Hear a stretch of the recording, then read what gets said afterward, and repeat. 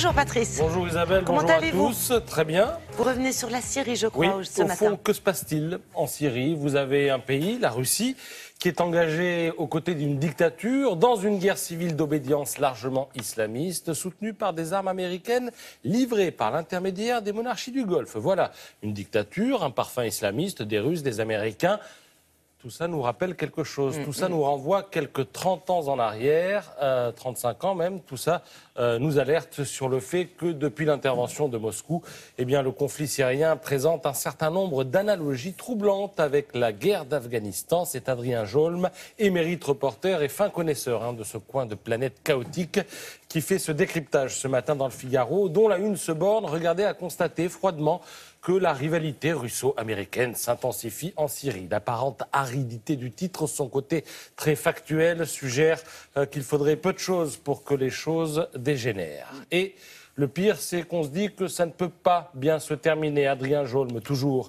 Les révolutions, qu'elles soient ou non arabes, ayant tendance à tourner en faveur des plus extrémistes, les garanties qu'une victoire des rebelles ne signifiera pas celle des djihadistes ne dépassent pas les vœux pieux. Fin de citation, soit dit en passant, c'est exactement ce qu'il s'est passé en Afghanistan. Alors, la Syrie, c'est compliqué. Si on élargit, il suffit de regarder une carte, on tombe sur l'Irak. Là, c'est compliqué au carré. Et puis, vous élargissez encore, et là, vous voyez apparaître l'Afghanistan, le Pakistan, et là, ça devient exponentiel, méga compliqué.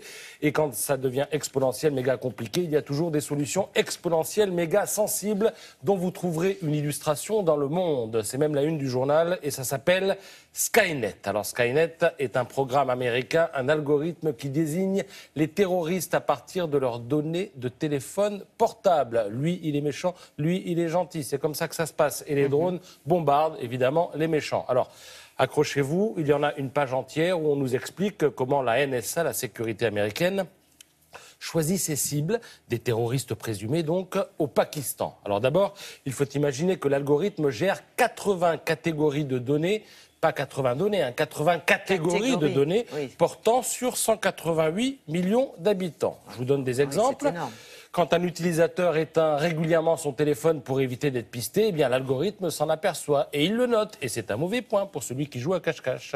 Autre exemple, le petit malin qui croit déjouer la surveillance en changeant la carte SIM de son téléphone, c'est pareil, il est tout de suite repéré. Critère coché, quoi. Oui, l'algorithme, c'est tout. Il établit la routine quotidienne des habitants, ceux qui voyagent ensemble, ceux qui partagent les mêmes contacts, ceux qui restent souvent dormir chez des amis, ceux qui déménagent régulièrement, ceux qui vont à l'étranger. Et il œuvre ainsi à désigner les cibles. Mais vous allez me dire, il ne se trompe jamais l'algorithme?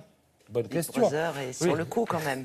Les Américains ne s'en cachent pas. Il y a une petite marge d'erreur. Il y a les faux négatifs et les faux positifs. Alors un faux négatif, c'est un terroriste qu'on prend pour un gentil et qu'on laisse donc tranquille. Et puis un faux positif, c'est le contraire. C'est un gentil qu'on prend pour un méchant et qu'on bombarde. Donc Skynet, c'est bien gentil, mais en fait, ça tue aussi des innocents.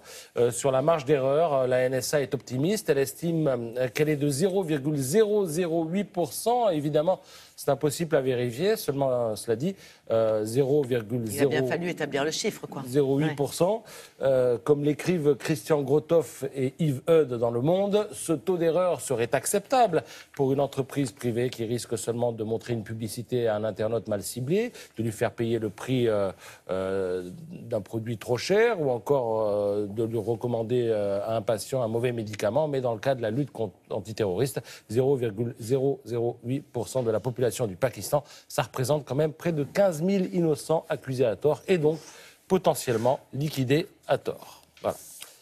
L'événement sportif du jour, juste je vous montre l'équipe. Oui. PSG Real, c'est ce soir au Parc des Princes. Je ne vous en dis pas plus, tout est dans l'équipe ce matin. Ah bien, mais on va passer à l'équipe alors, pour un petit peu souffler. Voilà, après toutes ces nouvelles qui sont pas très gaies, je dois dire.